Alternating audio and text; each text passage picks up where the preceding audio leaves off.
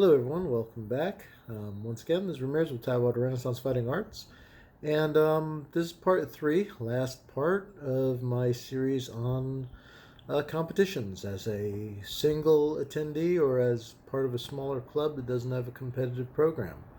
So, you've picked your tournament, you've registered, you've trained over the course of time, you've made sure all your gear is ready, you have all the appropriate means for travel. So, here's the last part, which is actually being at the tournament and your prep. So you're on your way, whether you're driving, whether you're flying. The main thing is make sure to get there early. And if you are flying, one of the things that will help you is make sure you get there like a day early. Certainly try to fly on a flight that's in the morning and going to get you there in the afternoon because flight delays do happen, and there's nothing worse than finding out you're going to either secretly make it either very late that day because of delays or possibly even the next day. So if you schedule things fairly late to arrive like just in time when you're flying, that runs a big risk. So I always tell people, plan a little bit early. If you're driving, same deal. There can be traffic, there can be other things, and you really don't want to arrive to an event getting ready for fighting exhausted. Make sure you obviously get rest when you do get in. You can have a lot of nervous energy. Sometimes it's just a simple matter of training, go out to do something, get a nice dinner, do what you need to, but then also really try to get some rest. You're going to need it. It's going to be a big day, the first day of a tournament. Some tournaments do have educational stuff, panels. Not a bad idea if you have the time to go and check them out. There can be some very knowledgeable people who are offering you insights. If they do things that you think may help your game as far as your competition stuff, try to remember you can't memorize something in a day. It might be something useful for the future, but I wouldn't hold to if someone gives you a technique and go, wow, that's really cool. I'm going to use that in my tournament tomorrow. I'd say, stay with your current game, the stuff you've been trained on, because as I said, it's very difficult to implement something immediately into what you're doing in a high stress, which competitive generally is a high stress environment. Day of kind of stuff. Make sure you have a water bottle with you. I also a big fan of Gatorade, so I'll have my water bottle. I'll have Gatorade, but make sure you have stuff to keep you hydrated throughout the day. The other thing is, depending on your venue, you may have limited food choice options. Have a good breakfast. Also, I tend to pack with me some granola bars or bananas or something to give you energy throughout the day, because some of these tournaments can be very, very long days and you may not have the option. If a sporting complex or something doesn't have a restaurant in it, there may not be a lot of sources for food, and you do need to keep your energy up because especially if you do well, you're going to be fighting a lot that day. So having a couple of snacks with you along with your hydration, always good, always important. Now, I don't want to talk about how you should.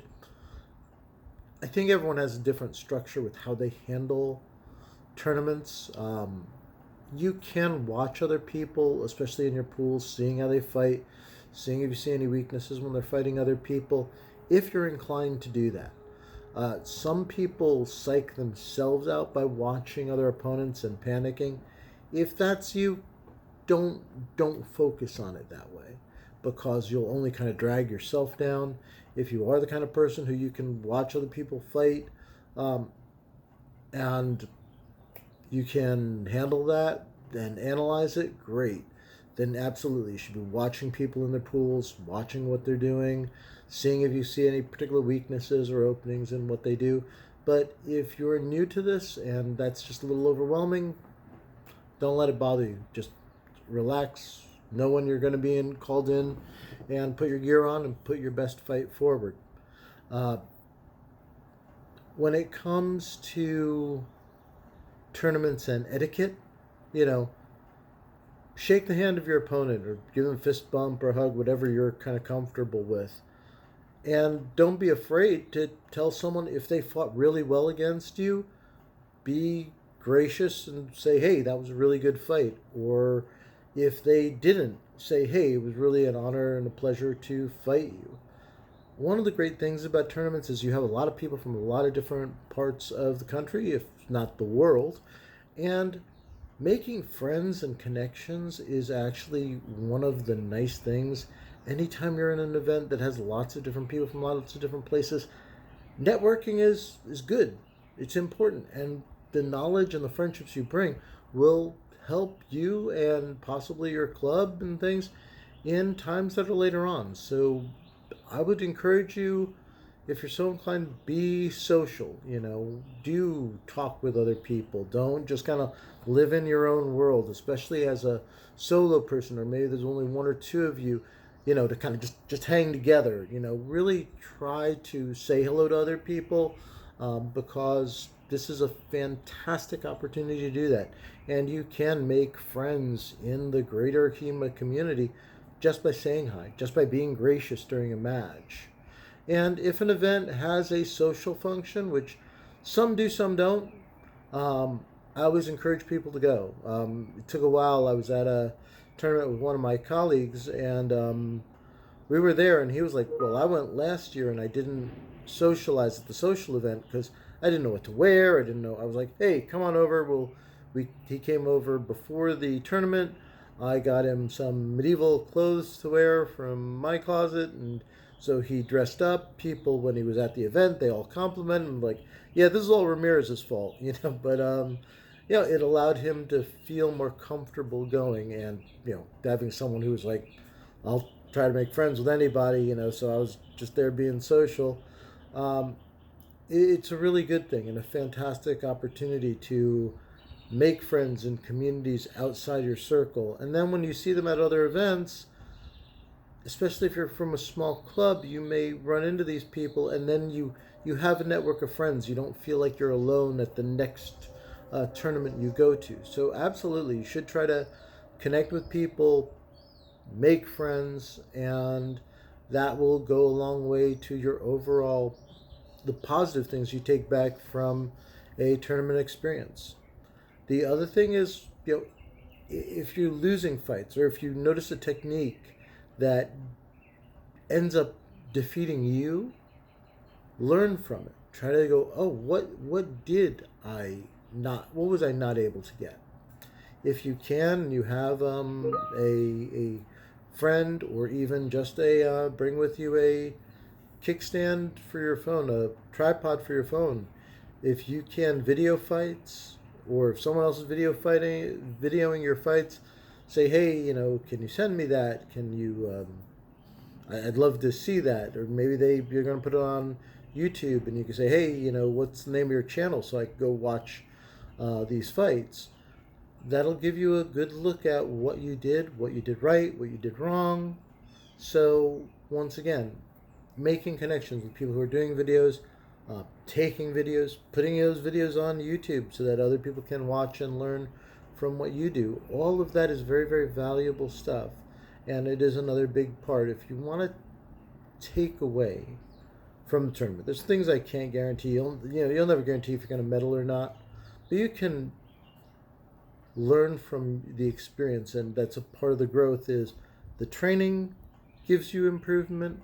Actually fighting other people makes you a better fighter if you're willing to analyze what you did, and how the things that were strong, the things that were weak, and try to just take a look at that. And then, as I said, if you can socialize, make friends along the way, that's another big part of the competitive experience in HEMA.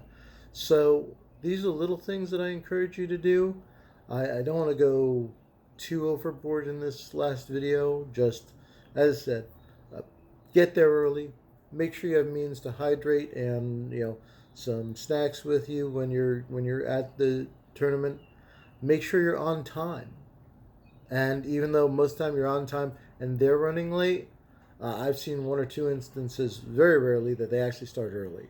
So make sure that you're on time for your events. If a heat is, if you think you're going to advance, and even sometimes you don't think you're going to advance the next pool, make sure you're on time. If you need to use the bathroom or something at the end of your pool, just confirm that you're done with your pool. Go do what you need to do and get right back in there, because you never know. You might think, oh, I came in third in my pool and only the top two are advancing.